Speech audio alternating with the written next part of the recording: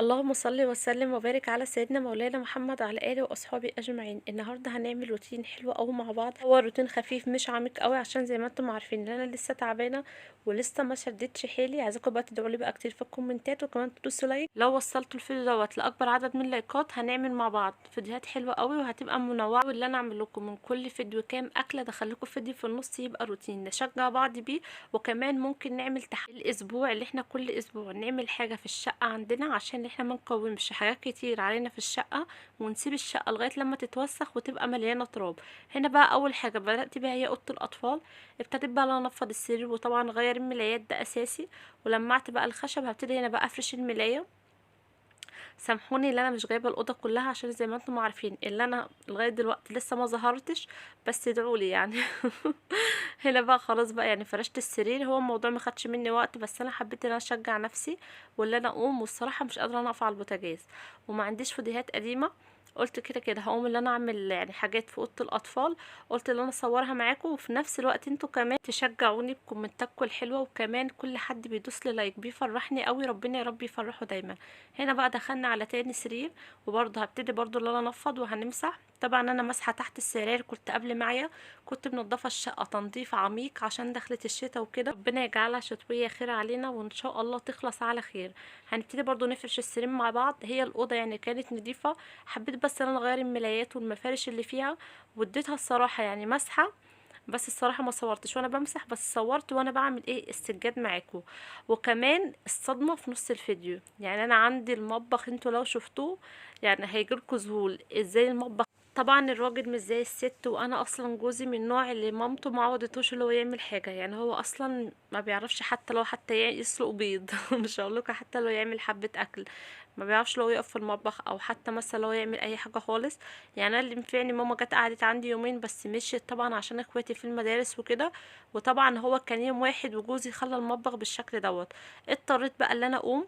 كان رابع يوم من عيايا.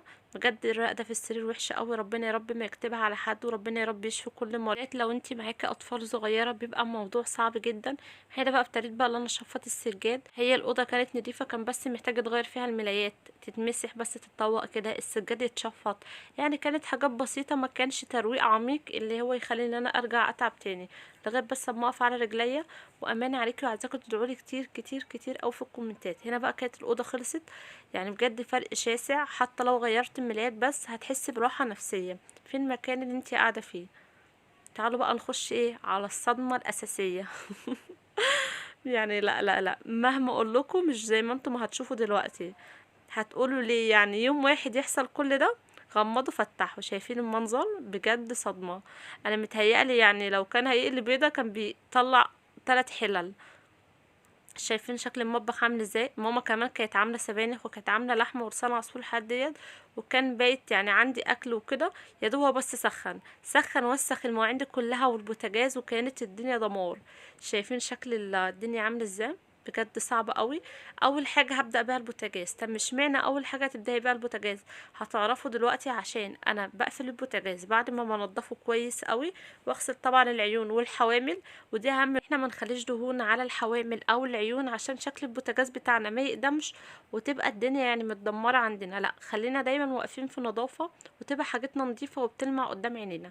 هنا بقى اللهم صل على النبي، كان واقع حاجه تحت العين وكده، ابتديت بقى اللي انا ادعكها حلو قوي. هو البوتاجاز ما خدش مني وقت، عشان برضو يعني كميه الدهون عليه مش كتير. هو يا دوب بس اكل مدلوق واتحرق مثلا لما ولعوا النار. هنا بقى نضفته، شايفين شكله عامل ازاي؟ بيلمع تشوفي وشك فيه. بجد يعني. هنا بقى نزلته. انا عندي البوتاجاز جنب الحوض، وعندي للاسف الرخامه صغيره مش كبيره.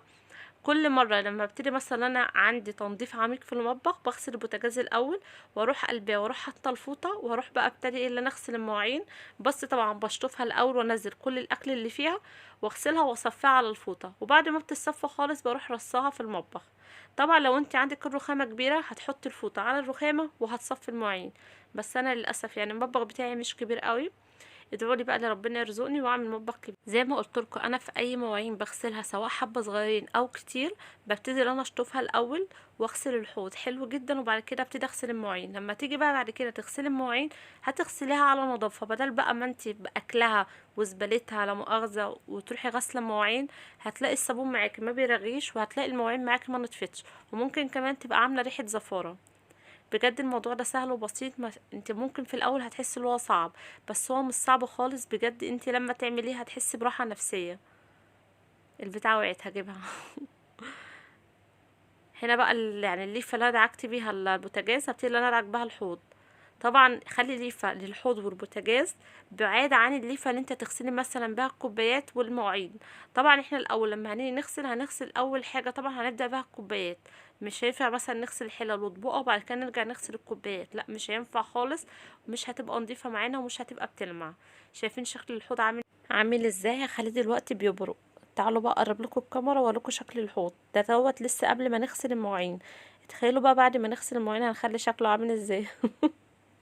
هنحط بقى المواعين اللي احنا غسلناها، يعتبر اللي احنا شطفناها مش غسلناها، وهنبتدي بقى نغسلها حلو قوي بالصابون والليفه اللي احنا طبعا شاطفينها الاول. هنبدا بقى نغسل الكوبايات. انا ما بعلمش حد عشان ما حدش مثلا في الكومنتات يكتب لي كومنت سلبي يقول لي مثلا يعني احنا مش عارفين نغسل المواعين ازاي. انا صورت لكم الفيديو دوت عشان احنا بنشجع بعض، مش مثلا طالعه بعلم حد او اللي انا اتفضل على حد.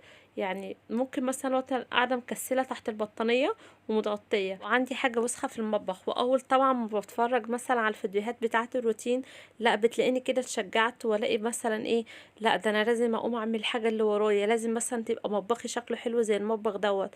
بيبقى الواحد ايه يعتبر بيتشجع. اصلا انا الصراحه يعني انتوا عارفين ان انا صريحه ما بكدبش عليكم، ما بعرفش ان انا الف في الكلام، يعني هو اللي بيطلع مني هو اللي بحطه لكم في الفيديو.